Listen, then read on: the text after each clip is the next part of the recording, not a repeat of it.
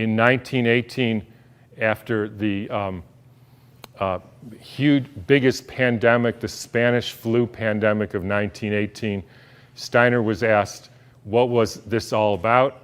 And he said, well, viruses are simply excretions of a toxic cell. Viruses are pieces of DNA or RNA with a few other proteins. They bud out from the cell. They happen when the cell is poisoned.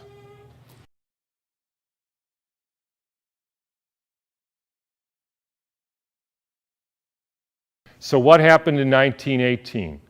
There was a huge, in every pandemic in the last 150 years, there was a quantum leap in the electrification of the Earth. In 1918, late fall of 1917, there was the introduction of radio waves around the world. Whenever you expose any biological system to a new electromagnetic field, you poison it, you kill some, and the rest go into a kind of suspended animation so that, interestingly, they live a little bit longer and sicker.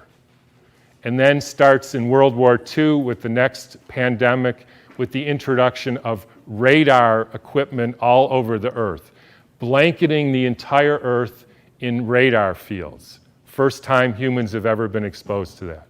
In 1968, there was the Hong Kong flu, and it was the first time the Earth has a protective layer in the Van Allen belt, which essentially integrates the cosmic fields from the sun and the Earth, from the moon and Jupiter, etc., integrates that and essentially distributes that to the living beings of the Earth.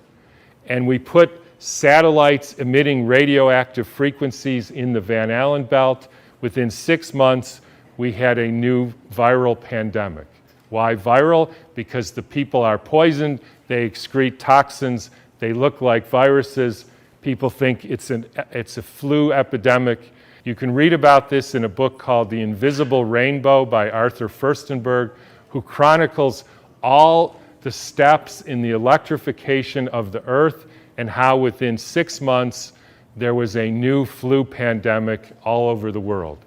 And when you hear the normal explanations, how did it go from Kansas to South Africa in 2 weeks? So the entire world got the symptoms at the same time, in spite of the fact that the mode of transportation was horseback and boats, and there's no explanation for it. They just say, we don't know how that happened.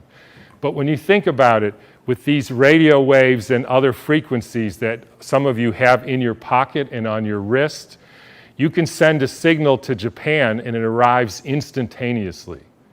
So any of you who don't believe there is an electromagnetic field that communicates globally within seconds just is not paying attention to this.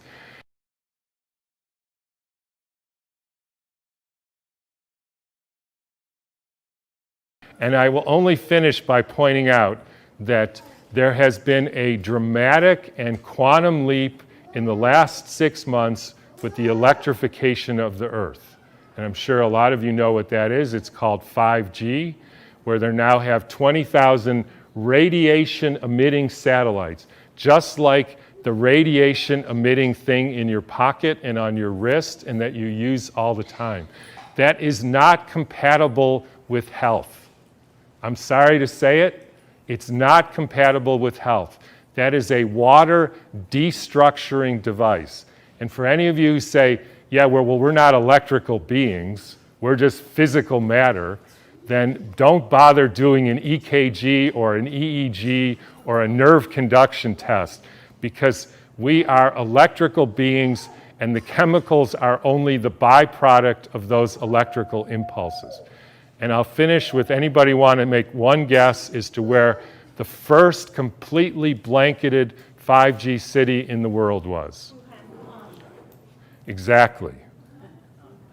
So when you start thinking about this, we are in an existential crisis here, folks, the likes of which humankind has never seen.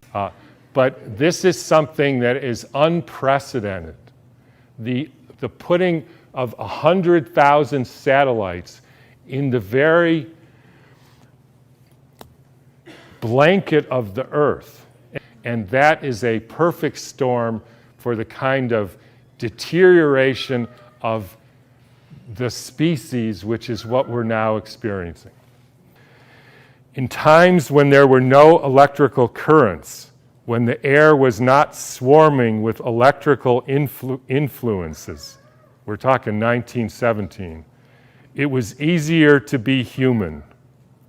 For this reason, in order to be human at all today, it is necessary to expend much stronger spiritual capacities than was necessary a century ago.